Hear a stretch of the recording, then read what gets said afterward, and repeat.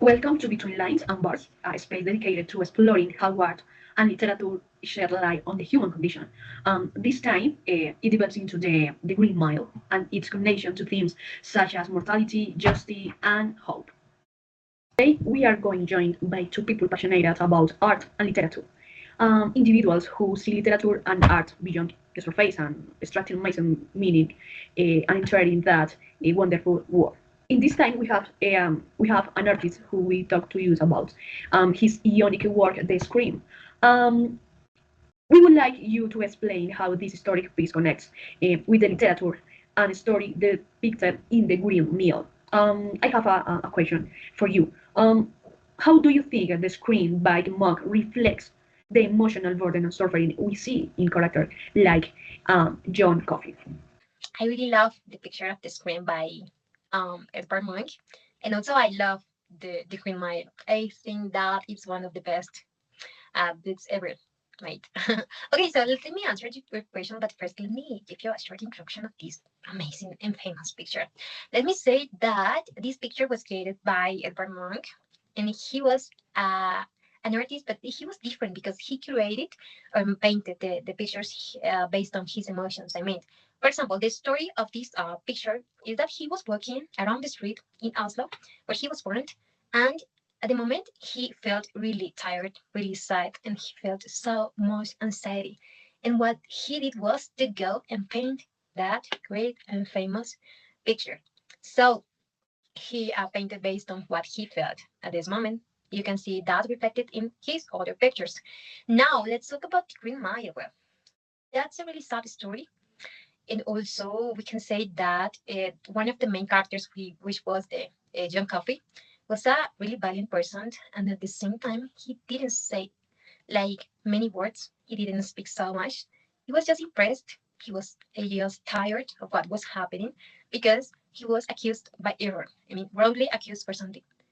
Yes, something he didn't do, and he was going to be executed. So you can see what a person can feel when it is going to happen in their life, right?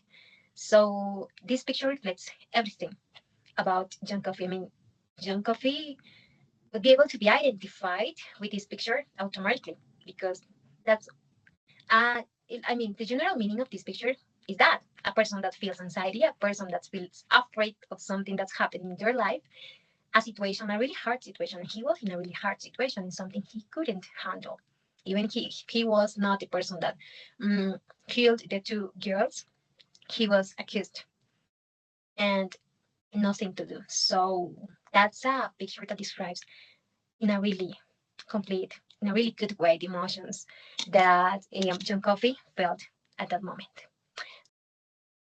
I have a question for you. How does the work relate the persistence of memory the inmates in Green Mill? Do you think there could be a connection?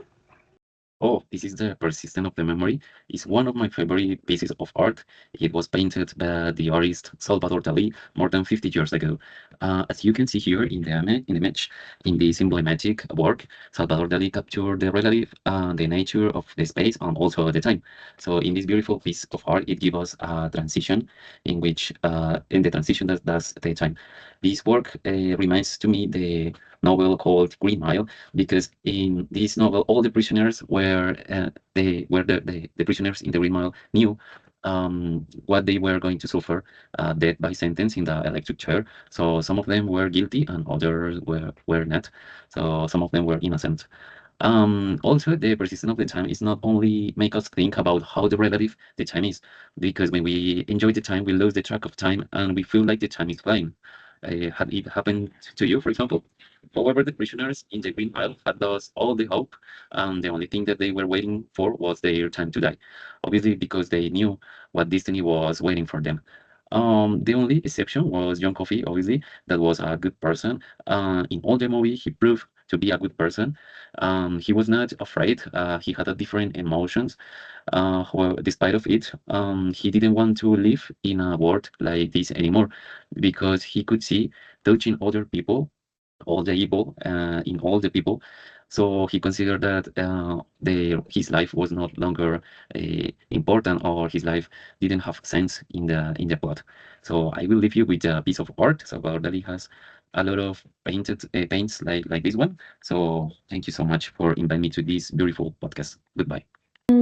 Thus, through strokes and words, we discover that art and literature confront youth with the same essential questions. What does it mean to be human?